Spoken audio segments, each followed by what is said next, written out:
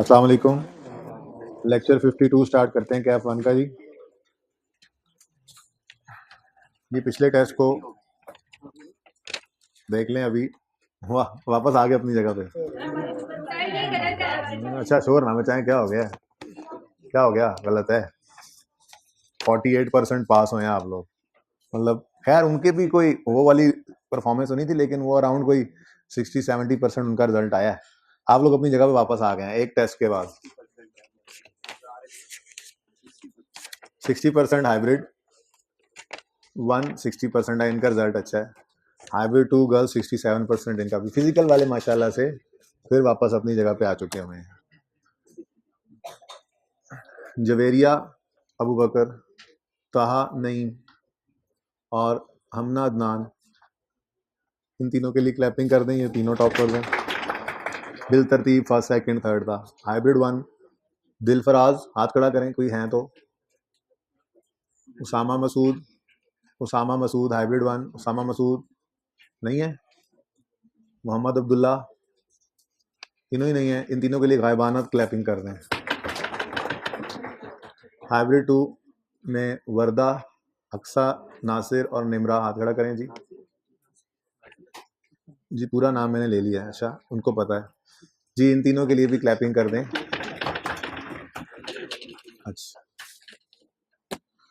अच्छा जी, चलें जी। आज इंशाल्लाह हम इन्वेस्टमेंट प्रॉपर्टी का नोट बनाना सीखेंगे। अगर आप इन्वेस्टमेंट प्रॉपर्टी के नोट का फॉर्मेट देखें तो ये फॉर्मेट आपको देखा देखा लगेगा। नाम ऑर्गेनाइजेशन का लिखा हुआ है, स्नेक लिमिटेड। क्वेश्चन 3 है हमारा, जो पेज नंबर 474 पर। इस क्वेश्चन में हम नोट बनाएंगे जी, ठीक है। स्नेक लिमिटेड ऑर्गेनाइजेशन का नाम आ गया। वो लेक्चर नोट्स में जहां सवाल चल रहे थे। अच्छा, इस सवाल को मैंने थोड़ा सा चेंज किया, थोड़ा मुश्किल बनाया, यानी सवाल करते करते ही 1-2 एडजस्टमेंट में, ठीक है ना। बहुत ही सिंपल था। खैर, ऑर्गेनाइजेशन का नाम आ गया snake limited. Notes to the financial statements for the year ended 31 December 15। Investment property, जैसे पीपीई आया करता था, प्रॉपर्टी प्लांट इक्विपमेंट नाम आता था। आज नोट इन्वेस्टमेंट प्रॉपर्टी का बन रहा है तो उसी का नाम आ गया। पहले आता था land, building, plant machinery, equipment, furniture, computer, इस तरह से। आज ये इन्वेस्टमेंट प्रॉपर्टी का नोट है और इसमें डिफरेंट प्रॉपर्टीज आ रही हैं। Islamabad property, Karachi property, Balochistan property, Lahore property, property wise, ठीक है।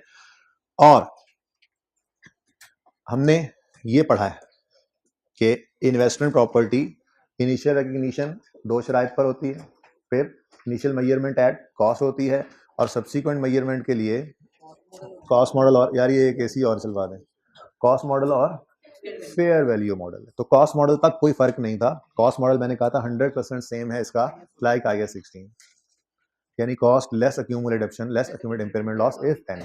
फर्क सिर्फ आया था तो फेयर वैल्यू मॉडल में था, जो ऑल टुगेदर डिफरेंट था, जिसके अंदर हमने क्या कहा था कि डेप्रीशिएट मत करें, डू नॉट डेप्रीशिएट, बल्कि take the investment property to its fair value at every year end, ठीक है। Any gain loss shall be taken to profit and loss immediately. तो इसका मतलब इन्वेस्टमेंट प्रॉपर्टीज में 2 तरह की प्रॉपर्टीज हो सकती हैं। जो फेयर वैल्यू मॉडल पर होंगी उनमें डेप्रिसिएशन नाम का वजूद ही नहीं होगा, और जो कॉस्ट मॉडल पे होंगी वो बिल्कुल उसी तरह से होंगी जैसे हमारी पीपीई IAS 16 वाली पीपीई की प्रॉपर्टीज होती थी, ठीक है। उसमें एसिड का ग्रॉस कैरिंग अमाउंट वाला सेक्शन, एसिड का सेक्शन भी आता है और अक्यूमुलेटेड सेक्शन का भी सेक्शन आता है, ठीक हो गया। अच्छा, अगली बात, कोई सवाल ओपन करते हैं। इत्तेफाक से सामने आ गया एक सवाल। अच्छा जी, अब इससे बेहतर जरा फैम वाला सवाल ओपन कर लें तो। वो यहाँ पे किया नहीं होना है ना, कोई नोट नहीं, वो मंडे वाला ही है, चलें ठीक है। अच्छा, उसके बाद यहाँ पे हम लिखा करते थे 9.1 में मेजरमेंट बेसिस। मेजरमेंट बेसिस में ये सवाल जो था, इसमें ऑफिस बिल्डिंग है, इक्विपमेंट है। ऑफिस बिल्डिंग रीवैल्यूएशन मॉडल पर थी, फिर कॉस्ट मॉडल और कॉस्ट मॉडल था, ऐसे ही है ना।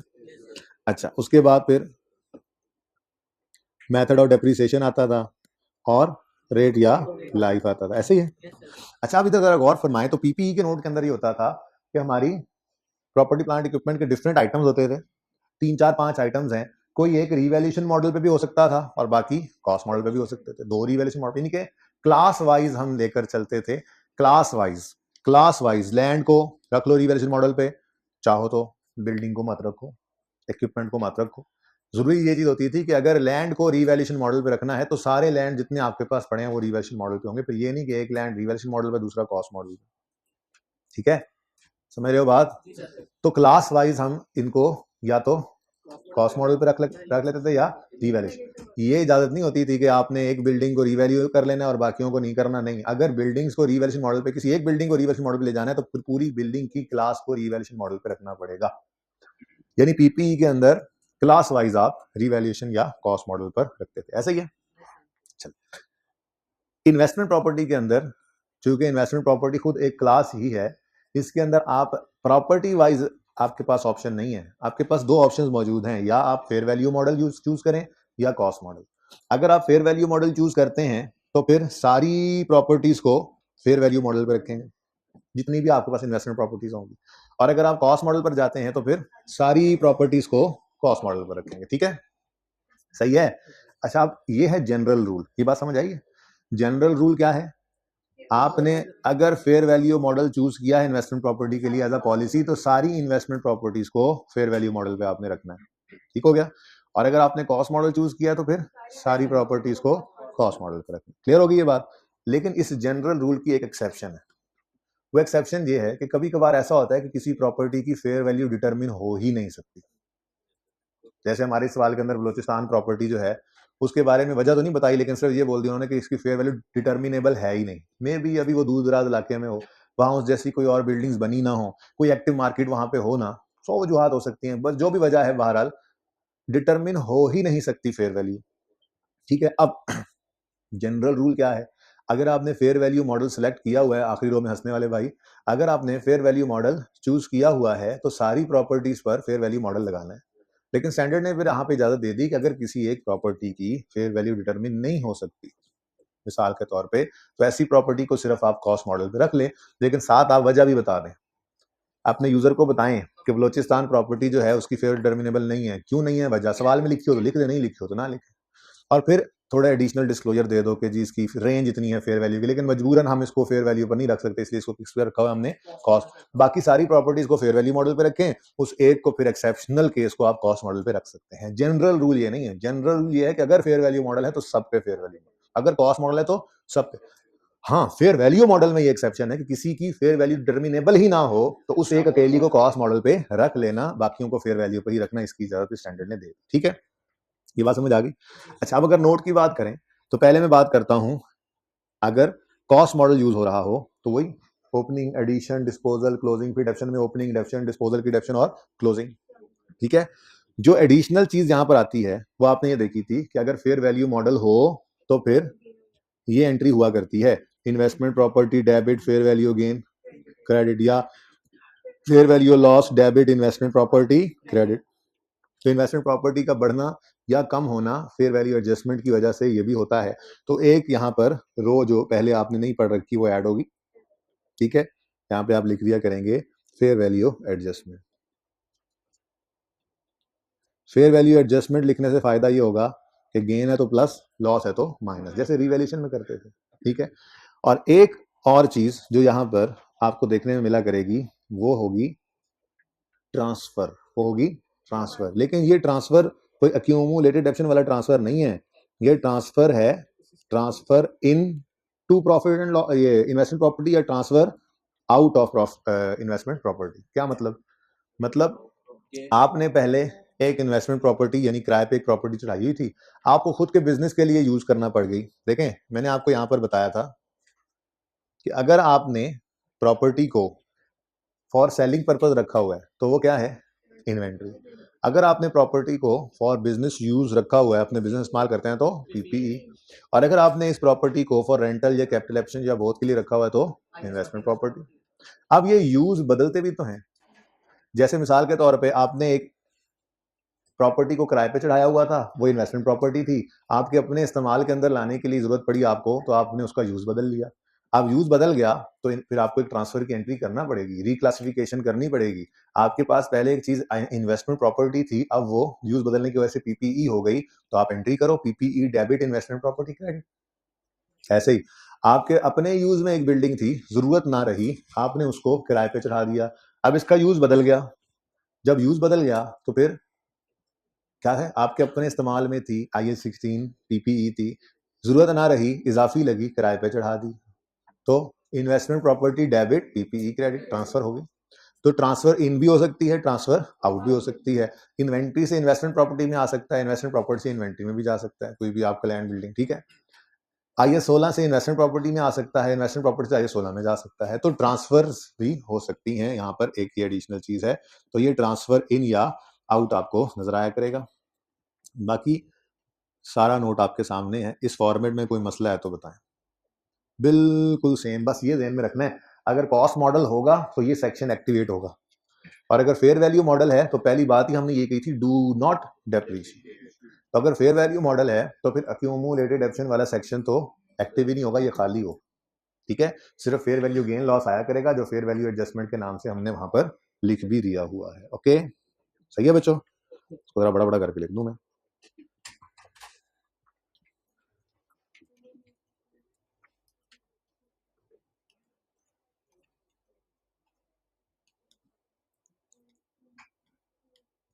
फेयर वैल्यू एडजस्टमेंट और ट्रांसफर, बस ट्रांसफर लिख दें, लिख दें आप अपने पास।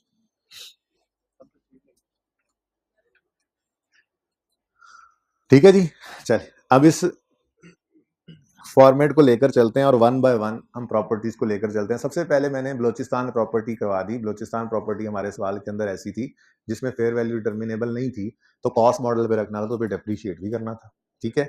उसके बाद फिर बाकी तीनों प्रॉपर्टीज को हमने देखा। इस सवाल के अंदर हम नोट बनाना भी सीख जाएंगे और साथ ही ट्रांसफर्स का कॉन्सेप्ट भी हमने अच्छा खासा इसमें सीख लेना है। इंशाल्लाह फिर ये टॉपिक जो है वो कंप्लीट हो जाएगा।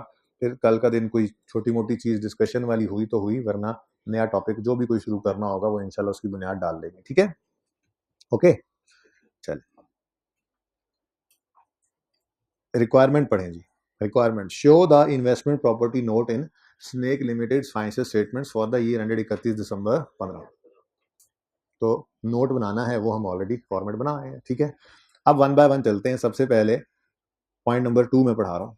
The fair value of a building in Balochistan rented out to tenants, जो किराए पर चढ़ाई हुई है, हैज नेवर बीन डिटर्मिनेबल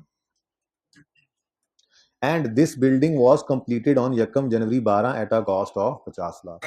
पहली बात, ये बिल्डिंग किराए पर दे रखी है, इसका मतलब ये कौन सी बिल्डिंग है, इन्वेंट्री या पीपीई, इन्वेस्टमेंट प्रॉपर्टी। अगर हमने इसको रेंट पर दे रखा है तो ये इन्वेस्टमेंट प्रॉपर्टी है, ठीक है। अच्छा, नेक्स्ट, यकम जनवरी 12 पे ये बनाई थी और वो कह रहा है कि इसकी fair value determinable, fair value of Balochistan building has never been determinable, ठीक है जी।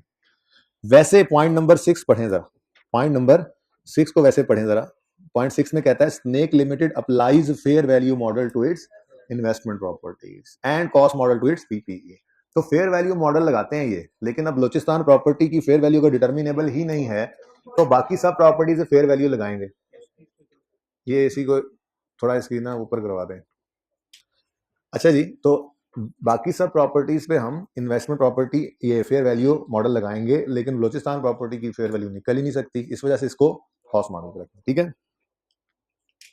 चले, तो यकम जनवरी 12, हम खड़े हैं इस वक्त 15 में, यकम जनवरी 12 पर ये हमने बिल्डिंग बना ली थी 50 लाख की, और चूंकि फेयर वैल्यू टर्मिनेबल नहीं है तो इसको कॉस्ट मॉडल पे रखना है, तो डेप्रिशिएट करेंगे। और वो कह रहा है 10 साल यूजफुल लाइफ थी, रेजिडुअल वैल्यू 1000 थी, और ये दोनों एस्टिमेट्स अनचेंज्ड हैं। अब हम नोट बना रहे हैं 31 दिसंबर 2015 का, ठीक है। तो यकम जनवरी 15 का जो ओपनिंग निकालना है उसके लिए हम कहाँ जाएंगे, 31 दिसंबर 14 की शाम को जाके खड़े होंगे, और वहां जाके सवाल से पूछेंगे कि क्या ये एसेट पहले कभी फेयर वैल्यू पे गया, रीवैल्यू नहीं हुआ, रीवैल्यूएशन मॉडल यहाँ पे है नहीं, तो उसका जवाब ये आया कि इसकी तो फेयर वैल्यू टर्मिनेबल है ही नहीं।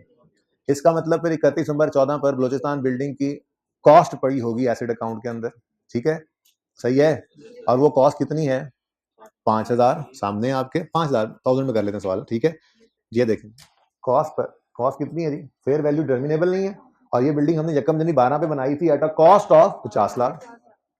तो अगर ये कभी फेयर वैल्यू पर नहीं गया तो फिर बलूचिस्तान बिल्डिंग नहीं गई तो फिर इसकी कॉस्ट ही पड़ी होगी एसेट अकाउंट में, बोलो। तो 31 दिसंबर 14 की शाम को 5000 की कॉस्ट होगी, जो यकम जनवरी 15 की सुबह ओपनिंग बन जाएगी।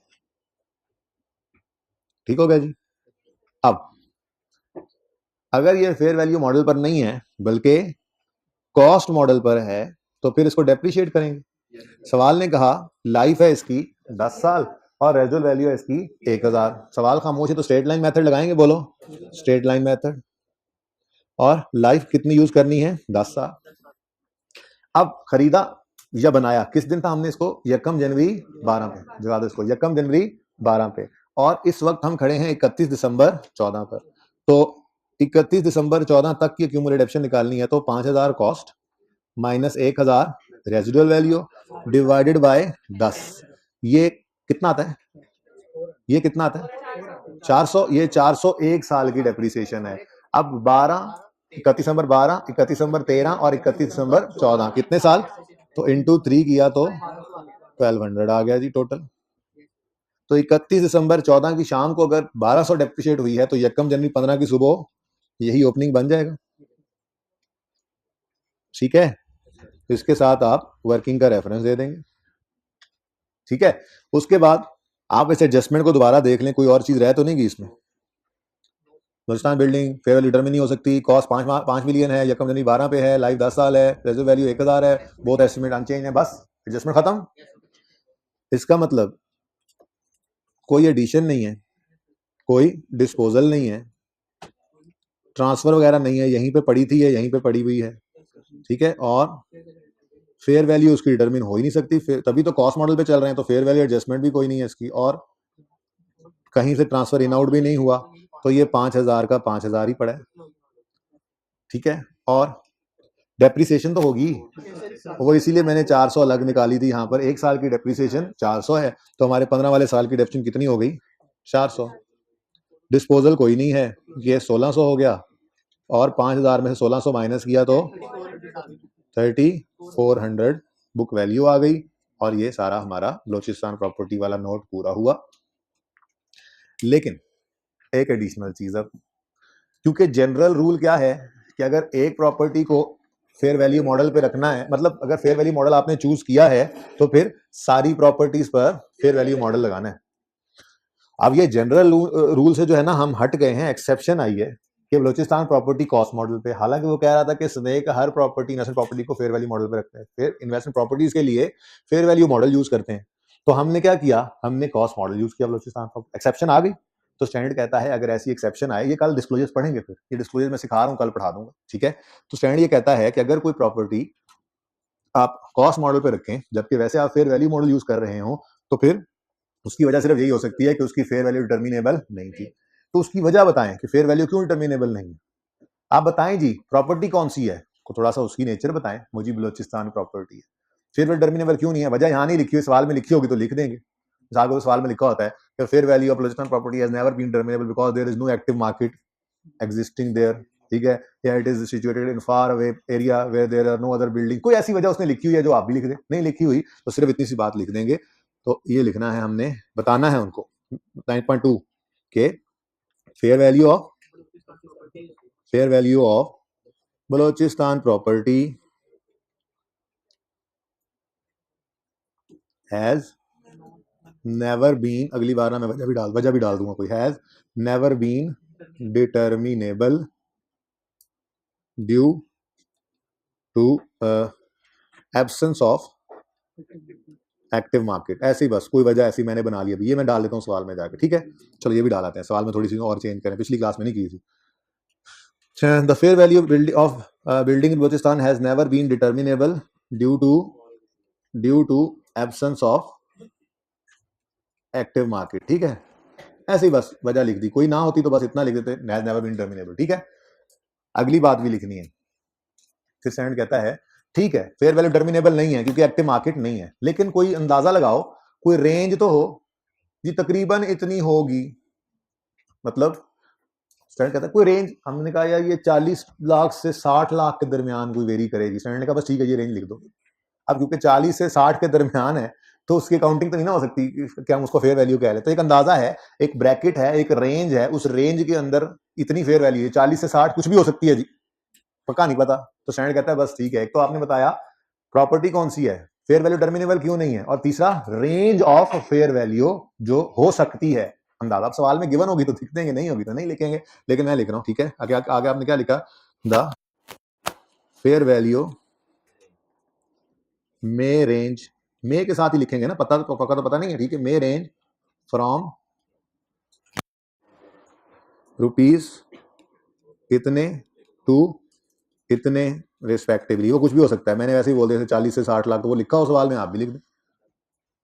रिस्पेक्टिवली क्या लिखना, fair value may range from rupees इतने टू इतने, दैट्स ठीक है, और सही है। तो ये एडिशनल डिस्क्लोजर्स हैं उस प्रॉपर्टी के जो फेयर वैल्यू डिटरमिन ना हो सकने की वजह से कॉस्ट मॉडल पे पड़ी है। तो दो तीन बातें हैं, हमने डिस्क्रिप्शन बताई है जनरल बलूचिस्तान प्रॉपर्टी, वजह बताई है क्यों नहीं डिटरमिन हो सकती, और रेंज ऑफ फेयर वैल्यू बता दी है। बस पढ़ेंगे जाके आप घर पे जब डिस्क्लोजर्स, उसमें लिखा होगा, ठीक है। अच्छा ले जी, यहां तक कोई मसला है तो बताएं।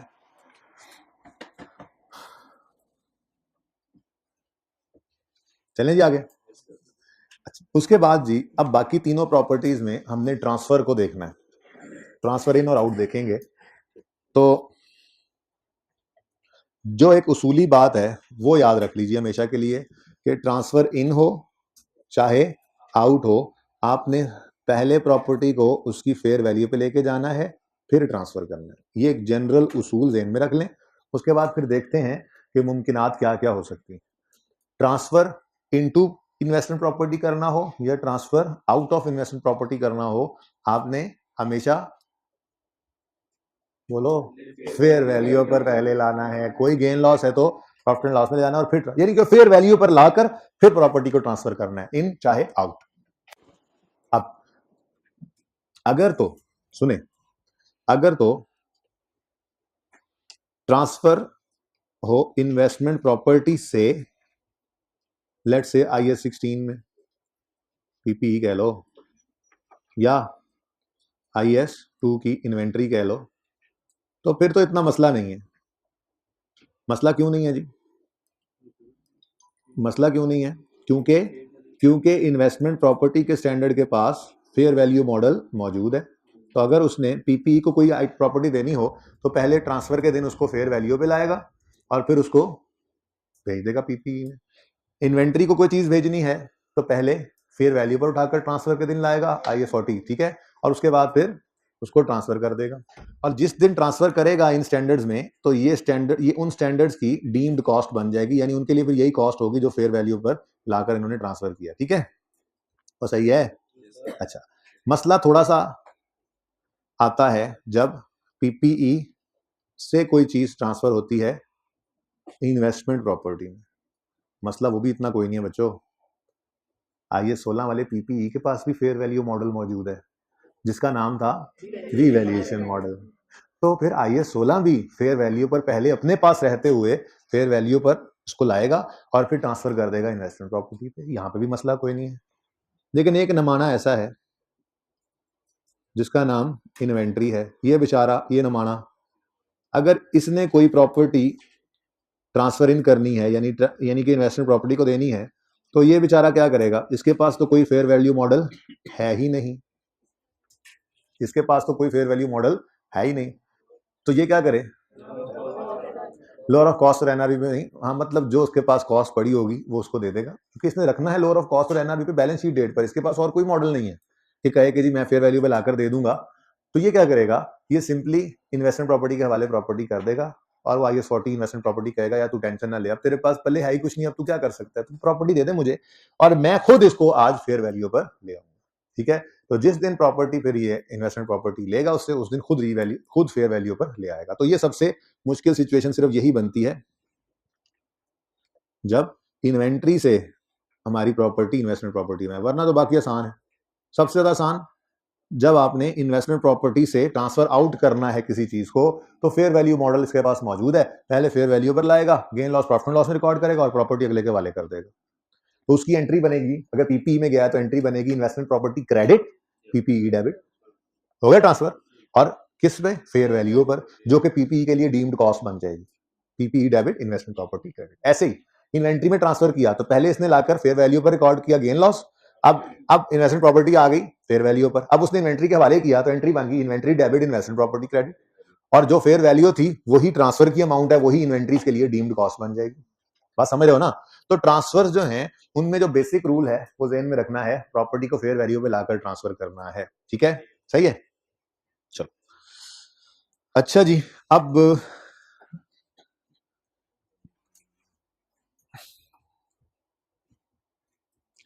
क्वेश्चन नंबर, ये पॉइंट नंबर 3, पॉइंट 2 हो गया जी, पॉइंट 6 भी हमने पढ़ लिया है, पॉइंट 2 के बाद पॉइंट 3 पढ़ते हैं, बल्कि आप पढ़ें और ज़हन में जरा सोचें कि क्या आप ये कर सकते हैं।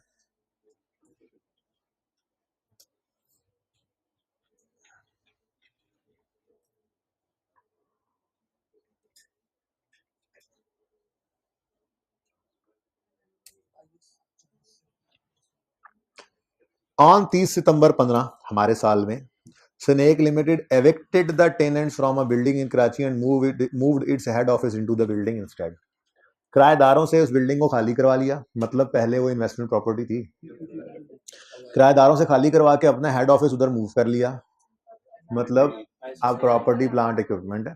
ठीक है, इसका मतलब कि पॉइंट 3 में आपकी सिचुएशन ये है, सॉरी ये यहाँ पे गलत लिखा हुआ है ऊपर, अच्छा जी ये देखें, इन्वेस्टमेंट प्रॉपर्टी थी, पीपीई में बना लिया, ट्रांसफर कर लिया, यही हो रहा है ना? चलो अच्छा जी। ऑन दिस डे यानी 30 सितंबर की बात ही चल रही है ना, the fair value was 4 million, the remaining useful life was 5 साल and residual value was 5 lakh. The fair value of this building was 3000 on 31 दिसंबर 2014। जी बच्चों, कराची बिल्डिंग की बात कर रहा हूं मैं, तो कराची बिल्डिंग हमारी इन्वेस्टमेंट प्रॉपर्टी थी कि नहीं थी? क्योंकि पहले किराएदारों के पास थी। इस साल में हमने उसको किराएदारों से खाली करवाया और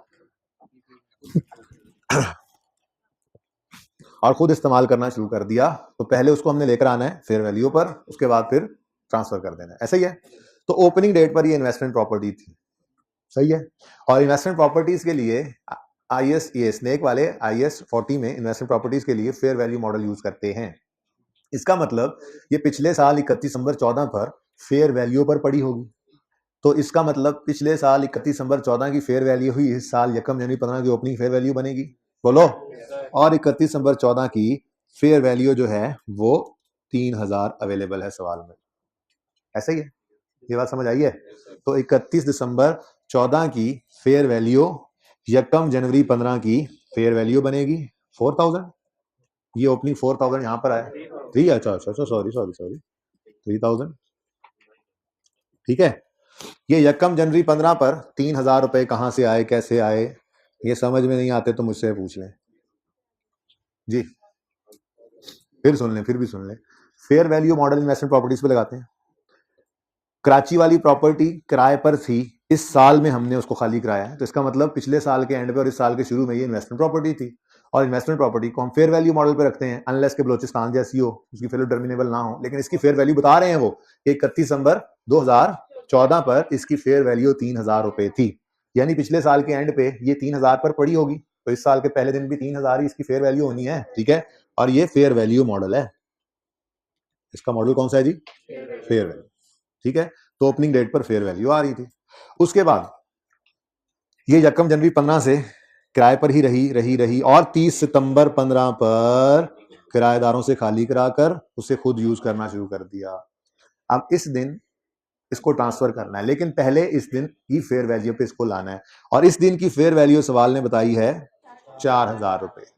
अब 1000 रुपए का गेन रिकॉर्ड करना है, 4000 पे लाके इसको ट्रांसफर करना है। तो ये तो इतना ही सिंपल है, इधर देखो कि मैंने यहाँ पे यूं लिखना है 1000 रुपए बढ़ा लो, और फिर 4000 पे इसको ट्रांसफर कर लो, और ये जीरो बच जाए, ठीक है ना। लेकिन मैं इसको ना लेजर के जरिए जरा वैसे करता हूँ, ये सिंपल इतना ही था, तो खैर खाम खा ऐसी लेंथी करते हैं। इन्वेस्टमेंट प्रॉपर्टी कराची वाली, यकम जनवरी 2015 पर ब्रॉड डाउन फेयर वैल्यू 3000 पर पड़ी थी, ऐसे ही है। 30 सितंबर 2015 पर इसको ट्रांसफर करना है, लेकिन मैं पहले इसको फेयर वैल्यू पे लाना चाह रहा हूं। तो जैसे मैंने सिखाया था ना क्लोजिंग फेयर वैल्यू, हालांकि ये बुक नहीं बनती लेकिन ऐसे ही काम लेंथी कर रहा हूं, पर समझ आ जाए। इस दिन खड़े होकर फेयर वैल्यू पे लाना चाह रहा हूं, तो फेयर वैल्यू को क्लोजिंग बना दो। कितना है? 4000। अब बताओ जी, 1000 रुपए से इन्वेस्टमेंट प्रॉपर्टी क्या हो गई? डेबिट।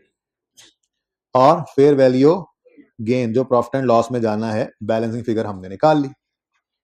ठीक है, अब इस 1000 की एंट्री क्या हो रही है? Investment property debit. जो बात मैं थोड़ी देर पहले की थी वही वाली एंट्री से जरा ऐसे ही लेजर से जरा टाइम जाया करके हैं। इन्वेस्टमेंट प्रॉपर्टी डेबिट और fair value gain profit and loss में क्रेडिट। ठीक हो गया। उसके बाद इसको दोबारा रीओपन कर लो इसी दिन।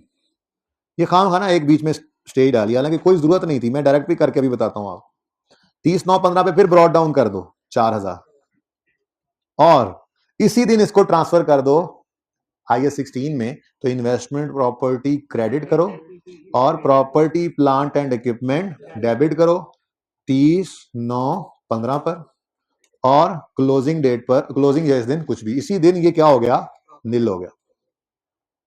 तो ये जो एंट्री हुई है, ये एंट्री क्या हुई है? इन्वेस्टमेंट प्रॉपर्टी का अकाउंट क्रेडिट होकर PPE डेबिट हो गया। ठीक है, तो ये 30/9 बार बार लिखने की बजाय हम यूं भी कर सकते थे कि 1000 जुबानी हम गेन रिकॉर्ड करते और कैरी डाउन लिखने की बजाय यहाँ पे लिख देते PPE और कुछ भी ना करते, क्लोजिंग 0 हो जाता। ऐसे भी कर सकते थे। किस किस को ये समझ नहीं आया? ये अकाउंट किस किस को समझ नहीं आया? हाइब्रिड हाइब्रिड ओके, सबको इजी है, मुश्किल बात तो नहीं लग रही। चलो, ये खाम खा मैंने कहा काम बढ़ाया, मैंने जुबानी भी करके दिखा दिया था, 1000 बढ़ाओ और 4000 निकाल दो। फिर मैंने कहा चलो जरा थोड़ा सा बताया है कि ट्रांसफर के दिन इसको पहले फेयर वैल्यू पे लाना है। तो ट्रांसफर का दिन 30/9 था, क्लोजिंग में फेयर वैल्यू लिखी, 1000 से बढ़ा लिया। अब ये 3000 से बढ़ के 4000 पे आ गए, मैंने इसको दोबारा रीओपन किया इसी दिन और इस दिन ट्रांसफर कर दिया, 4000 को नील कर दिया। ठीक है ना, ऐसे ही काम बढ़ाया बस, और कुछ नहीं। ना करो ऐसे, कोई मसला नहीं। ठीक है जी बेटा, सबको क्लियर है? चलो, तो अब ये 4000 वाली एंट्री, PPE को डेबिट करना है, इन्वेस्टमेंट प्रॉपर्टी को क्रेडिट कर देना है। तो 4000 से इन्वेस्टमेंट प्रॉपर्टी क्रेडिट, ये लो, कोई एडिशन नहीं हुआ, कोई डिस्पोजल नहीं हुआ, और क्लोजिंग में क्या हो गया? 0। अच्छा, जब फेयर वैल्यू मॉडल हो ना तो लिखने की जरूरत ही कुछ नहीं, यहां लाइन लगा दिया करेंगे, क्योंकि फेयर वैल्यू मॉडल जब होना है तो डेप्रिसिएशन का वजूद ही नहीं होना। तो अगर ये साल क्लोजिंग में पड़ा भी होता तो यहाँ डेप्रिसिएशन कोई ना होती। ठीक है, सही है, लेकिन यहां बचा ही कुछ नहीं। इधर देखो, ये भी लिखने की कोई जरूरत नहीं। ऐसे ही है ना? क्या ख्याल, समझ आती है? मुश्किल या आसान?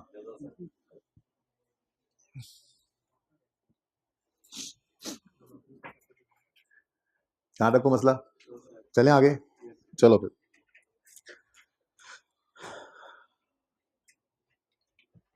जी, पॉइंट नंबर 4 भी आप कर लें, फिर 1 मैंने एंड पे कराया था। फिर point 4, on 30 September 15 snake limited leased out. देखें ये जो लफ्ज लीज है ना, जैसे पहली लाइन में लिखा होता है snake limited is in the construction industry, it constructs building for resale, for leasing and for private use. तो लीजिंग का मतलब आपके सिलेबस में यहां तक सिर्फ याद रखना है रेंट है इसका मतलब। ठीक है ना, अभी आपने लीज नहीं पढ़ा हुआ, IFRS 16 के अंदर जाके पढ़ेंगे, FAR 2 में। अभी आपके लिए लीजिंग का मतलब हुआ करेगा रेंट। ठीक है ना, इस टॉपिक में अक्सर ये लफ्ज इस्तेमाल कर देता है इन्वेस्टमेंट प्रॉपर्टी में। तो लीजिंग का मतलब ऑपरेटिंग लीज लिखा हो, लीज लिखा हो, आपने इससे सरोकार आपको कोई नहीं होना, आपने बस ये देखना है लीजिंग है मतलब रेंटल। ठीक है, तो ये रेंटल्स पर भी देते हैं, बेचते भी हैं, यानी इन्वेंट्री भी रखते हैं और खुद यूज भी करते हैं, PPE भी है। ठीक है, तो उन्हीं के बारे में अब ये पॉइंट नंबर 4 में कह रहे हैं। On 30 September 15 snake limited rented out, lease out the old head office building in Lahore. अच्छा, मुझे ऐसे लगता है ऐसी कहानी बनाए दो कि लाहौर में हमारा हेड ऑफिस था, वहां से हमने कराची में शिफ्ट किया, जगह दोनों जगह पर हमारी बिल्डिंग अपनी थी। तो लाहौर वाला पहले यूज कर रहे थे, उसको किराए पे चढ़ा दिया, और कराची वाला जो पहले किराए पे था खाली करा के खुद यूज करने लग गए। ठीक है ना, तो अब दोबारा पढ़ो। On 30 September snake limited rented out the old head office building in Lahore. Old head office building, head office का मतलब बिजनेस के यूज में थी, तो प्रॉपर्टी प्लांट इक्विपमेंट थी। ठीक है, अब उसको क्या कर दिया हमने? Rent out. तो पहले एक चीज बिजनेस यूज में थी यानी प्रॉपर्टी प्लांट इक्विपमेंट थी, अब वो इन्वेस्टमेंट रेंटल पे चलेगी तो इन्वेस्टमेंट प्रॉपर्टी बन गई। ठीक है, थोड़ी सी हिम्मत से। तो पॉइंट 4 में पीपीई से हमने इन्वेस्टमेंट प्रॉपर्टी में ट्रांसफर किया। ओल्ड हेड ऑफिस बिल्डिंग, जाके बैठे, old head office building, old PPE था और रेंटेड आउट अब इन्वेस्टमेंट प्रॉपर्टी। ठीक हो गया। अच्छा जी, अब इस सवाल में ना, सवाल बहुत आसान था, मैंने थोड़ा मुश्किल कर लिया था। ठीक है ना, पढ़े जरा आगे क्या कहते हैं। On 30 September snake rented out old head office building in Lahore, the original cost was 4000, acquired on 30 September 13, 2 साल पहले हमने खरीदा था। On which date the total useful life was 10 साल and residual value was nil. ठीक है, the fair value was 3700 on 31 December 15। लेकिन 30 सितंबर 15 पर ओरिजिनल सवाल क्या है? ओरिजिनल सवाल ये था कि 30 सितंबर 15 पर the fair value on 30 September 15 was equal to carrying amount. ठीक है, तो जरा ये अगली बात फिलहाल मैं छोड़कर इतनी बात कर लेता हूं कि वो कह रहा है कि 31 सितंबर 15 की फेयर वैल्यू तो बता रहा है, 30 सितंबर 15 में क्या कह रहा है? जो बुक वैल्यू थी उसकी वही फेयर वैल्यू थी। ये आसान था, मुश्किल नहीं था, मैंने इसको थोड़ा मुश्किल किया है, लेकिन पहले आसान वाला करवा के दिखाता हूँ।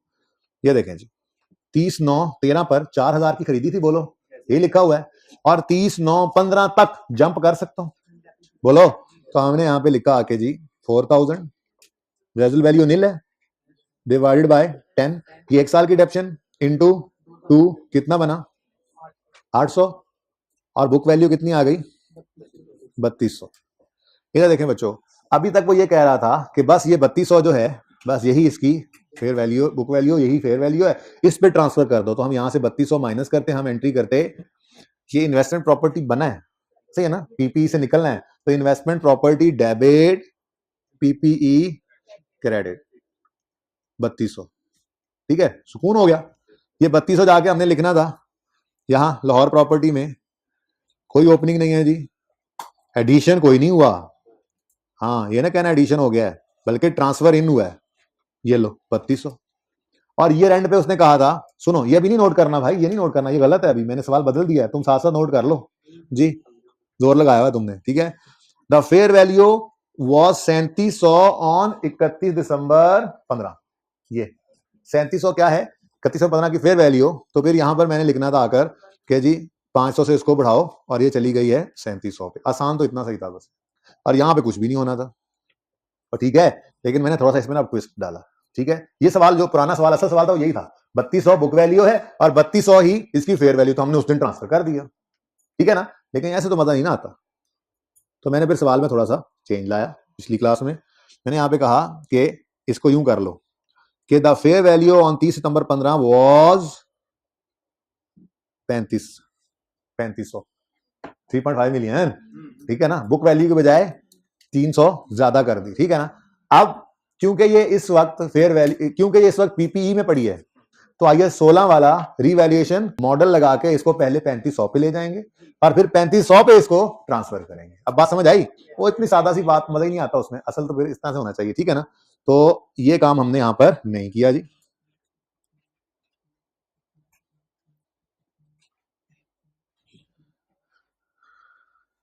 तो अब वही पुरानी बात, अगर ट्रांसफर करना है 30/9/15 पे, तो हमने इसको फेयर वैल्यू पे लाना है, और ये इस वक्त IAS 16 में पड़ा है, तो उसके पास अपना फेयर वैल्यू मॉडल है जिसका नाम रीवैल्यूएशन मॉडल है, जिसमें हम क्या करते थे, रीवैल्यूएशन के दिन एक लाइन खाली छोड़कर जगह दें रीवैल्यूड अमाउंट लिख लेंगे। ठीक है जी, रीवैल्यूड अमाउंट कितनी है जी? 3500,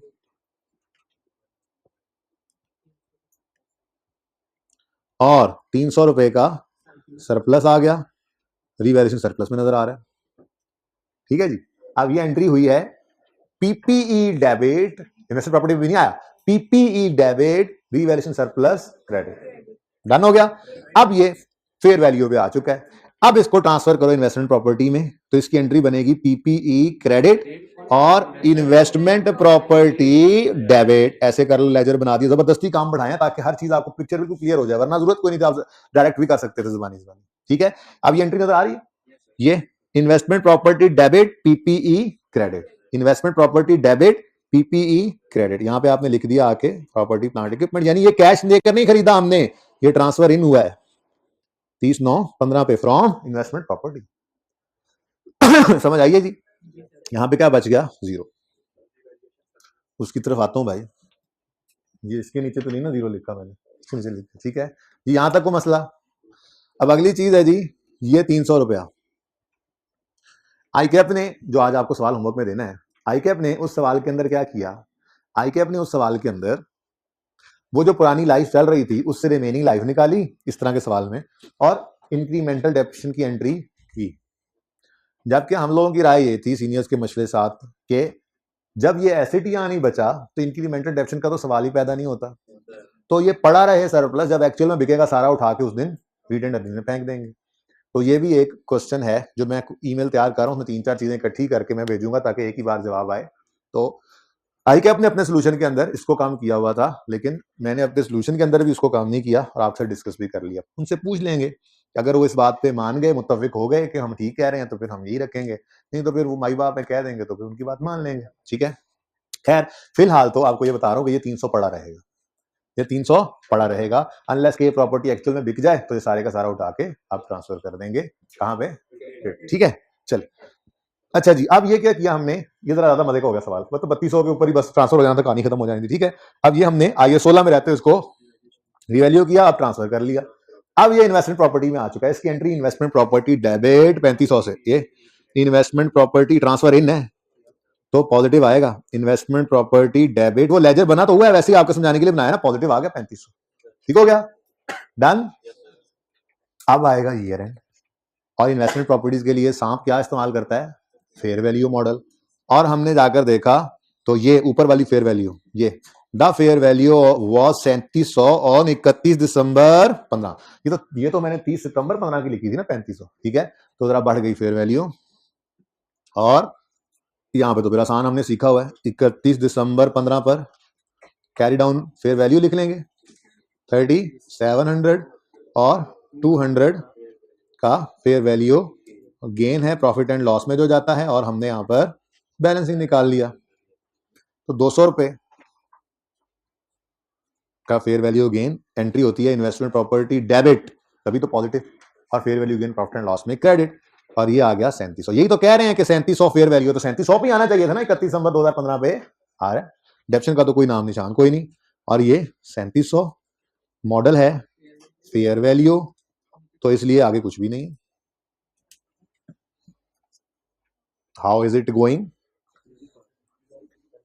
very fast, you are not understanding, you are understanding, okay, if you are sleeping then you are not understanding, and if you are not sleeping then you are understanding. These are inversely related things, sleeping is inversely related to understanding, sleeping increases, oh, understanding decreases and vice versa.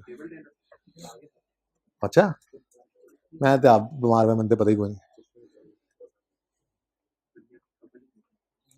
बहुत बुरे दिन गुजरे पिछले, अल्लाह बस अल्हम्दुलिल्लाह बस बहुत अच्छे गुजरे, अच्छों से बहुत सौ से। अच्छा जी, हाँ ना, ऐसी बात भी नहीं वैसे जी। अब जी पॉइंट नंबर 1 है, इसको पढ़ें, छुट्टी करें, फिर सवाल कंप्लीट करके छुट्टी करेंगे। आधा घंटा का आधा पढ़ाना है, नहीं नहीं अभी हिम्मत नहीं जवाब दे रही है, जल्दी करो पढ़ लो। A building that Snake Limited had constructed in Islamabad at a cost of 1000 had been on the market for 2 years and still not sold. Had been on market का मतलब हमने उसके ऊपर फॉर सेल का फट्टा लगाया हुआ था, 2 साल से वो प्रॉपर्टी बिकी नहीं, इन्वेंट्री थी। On यकम मार्च 15 snake limited took it off the market and leased, rented out instead. हाँ जी, पहले फॉर सेल थी, अब हमने किराए पर दे दी। तो पहले क्या थी, पहले क्या थी, इन्वेंट्री, और अब हमने उसको किराए पर चढ़ा दिया तो वो इन्वेस्टमेंट प्रॉपर्टी बन गई। ठीक है, अब मसला यही है ना कि इस गरीब नमाने के पास तो कोई फेयर वैल्यू मॉडल है ही नहीं। ठीक है, तो कोई बात नहीं, ये फिर अब जो है इसके पास वही देगा, ये कॉस्ट पर ही ट्रांसफर कर देगा। ठीक है, अच्छा, इस सवाल को भी थोड़ा सा बदला है, लेकिन पहले जरा इसको वैसे देखते हैं।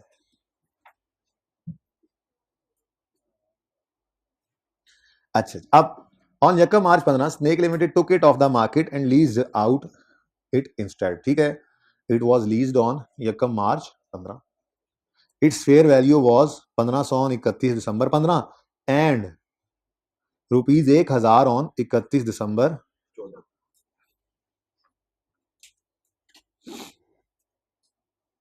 सही है।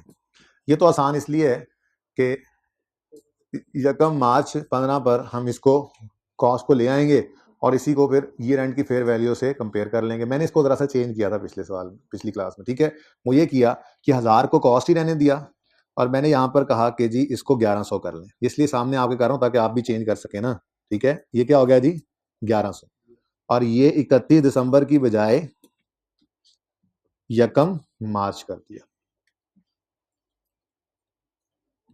यकम मार्च 2015। अब ये कहानी कुछ इस तरह से है, जरा देख लीजिए।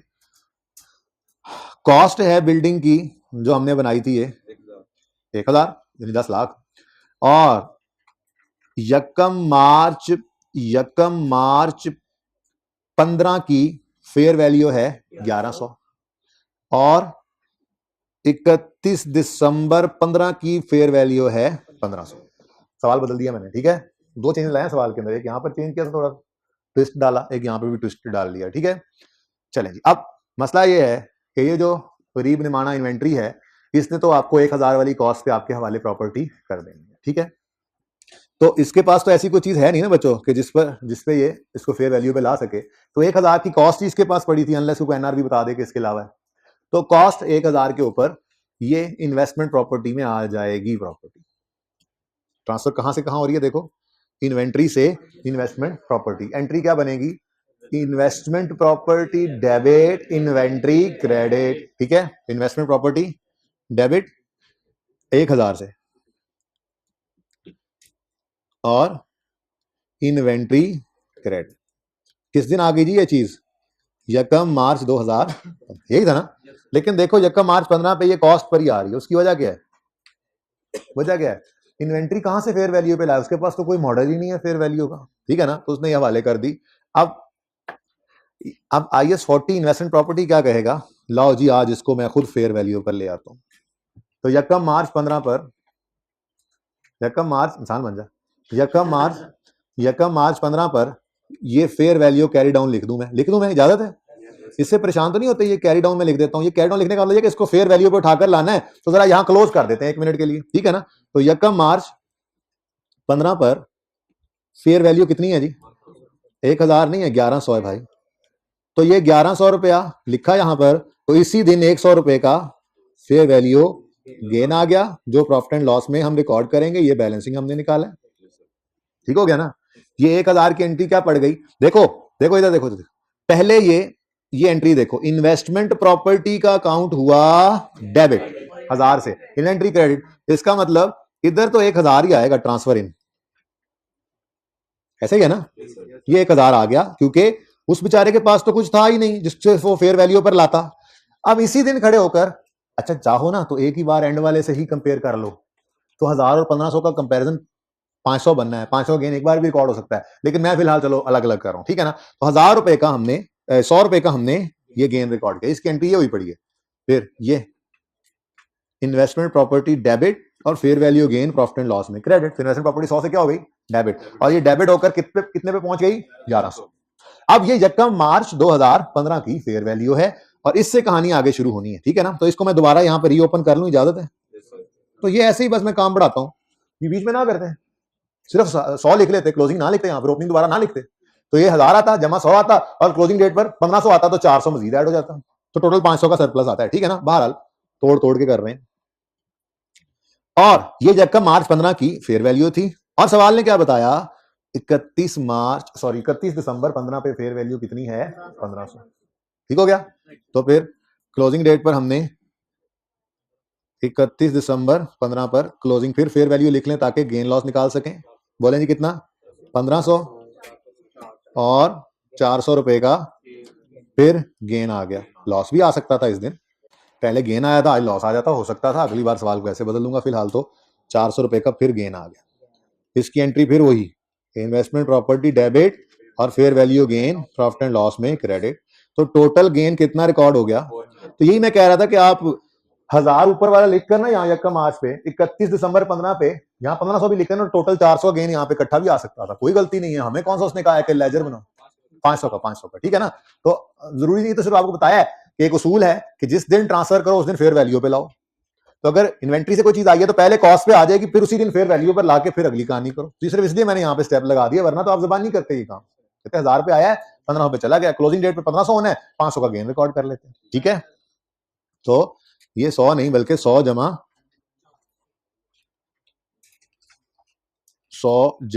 400 टोटल कितना हो गया 500। ठीक है, ओके। कोई ओपनिंग नहीं था, ये इन्वेंट्री से आई है प्रॉपर्टी, ओपनिंग में कोई नहीं थी हमारे पास, ये कोई एडिशन नहीं, कोई डिस्पोजल नहीं, और ये 1500 पर नजर आ रही है। अब चूंकि ये फेयर वैल्यू मॉडल पे है तो अगला काम तो होना ही कोई नहीं, और ये 1500 ही है और ये फेयर वैल्यू,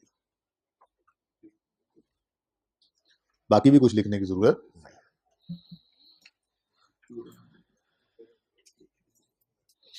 ठहर जाओ, अभी एक पॉइंट रह गया अभी तक, उसकी बात आपने नहीं की अभी तक, वो 0.5 है। लिखता है rentals earned from investment properties टोटल्ड 2000। इसका क्या करना है, वैसे ही सिखाया हुआ है आपको, किसी चीज की समझ ना आए पर्चे में तो उसको सब नोट वैसे ही लिख दो, और अगर आप वैसे ही लिखोगे तो ये डिस्क्लोजर रिक्वायरमेंट है। स्टैंडर्ड आईएस 40 ये कहता है कि आपने इन्वेस्टमेंट प्रॉपर्टी से जो रेंटल कमाया और उस रेंटल कमाने के लिए जो ऑपरेशनल कॉस्ट इनकर की हैं वो भी डिस्क्लोज करनी है। आप अगर सवाल में गिवन होंगी तो लिख दोगे, नहीं होंगी तो नहीं लिखोगे। ठीक है, तो एक और लाइन, ये 2 मिलियन है ना रेंटल एंड फ्रॉम। ठीक है, अभी तो देखो हम यूं है कि एक ही पॉइंट में ये दोनों चीजें लिख लिया करेंगे। मैं यहाँ पे लिख रहा हूं कि रेंटल्स एज कर रहा हूं, rentals earned from investment properties, आगे क्या लिखा हुआ है, प्रॉपर्टीज टोटल ₹2000, नहीं बल्कि 2 मिलियन लिखे, क्योंकि ऊपर तो ₹1000 लिख के काम चला लेंगे। ठीक है, टोटल ₹2 मिलियन एंड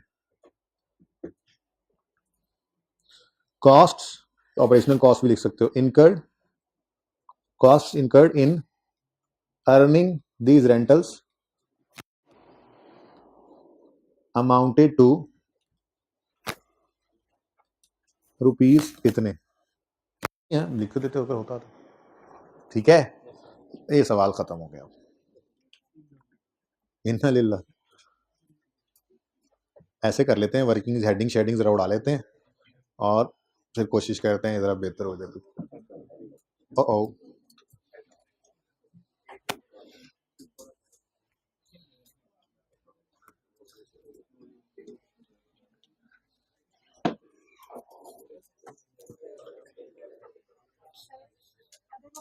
मांगता और कह रहा था कि एक साल में उसकी जो कैसे है फेयर मार्केट है वो डिटरमिन और नहीं है, तो अगले साल में डिटरमिन हो गया तो हम पढ़ लेंगे इसको।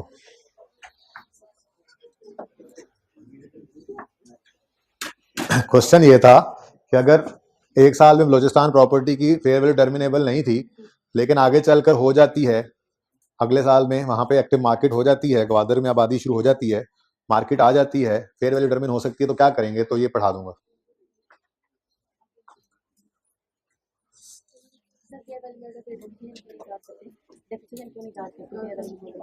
स्टैंडर्ड ने कहा हुआ है कि अगर आपने फेयर वैल्यू मॉडल पे रखना है तो गेन लॉस फेयर वैल्यू वाला रिकॉर्ड करेंगे, फिर डेप्रिसिएशन नहीं करनी, वो कॉन्सेप्ट ही नहीं है। ऑप्शन है ना, या आप fair value gain loss record करें या उसको कॉस्ट पे रख के डेप्रिशिएट करें, एक काम करें।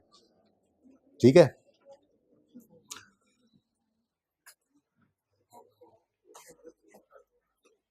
जी देता हूं भाई, देता हूं।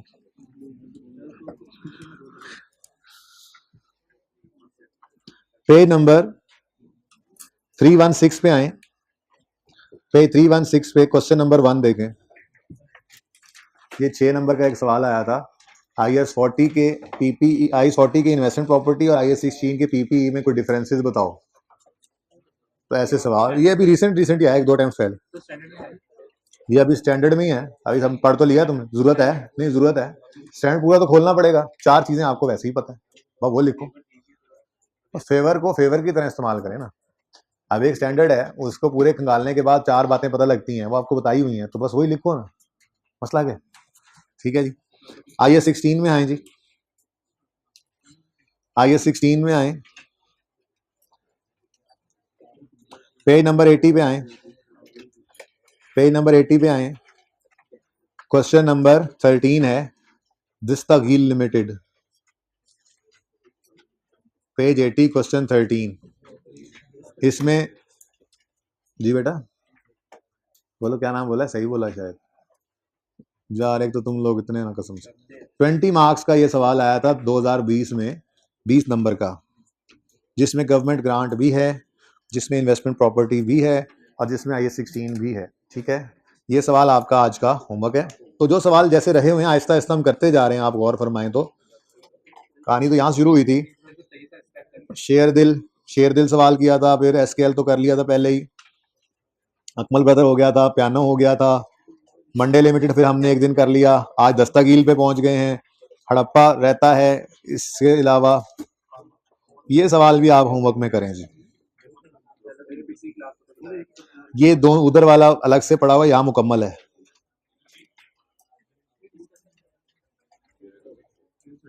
ठीक है जी, 15 भी कर लें होमवर्क, वो उनको नहीं बताया, उन्हें मैसेज करवा देता हूँ।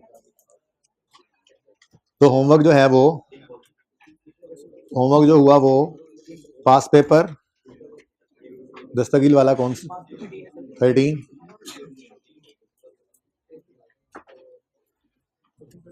दस्तगील लिमिटेड, और पास पेपर 15 कॉर्व, ये पहले भी दिया था होमवर्क मेरे ख्याल में दूसरे चैप्टर में। 15 कॉर्व लिमिटेड, ये तो हो गए दोनों IAS 16 के चैप्टर से, और पास पेपर एक ही था वहां पे पड़ा हुआ।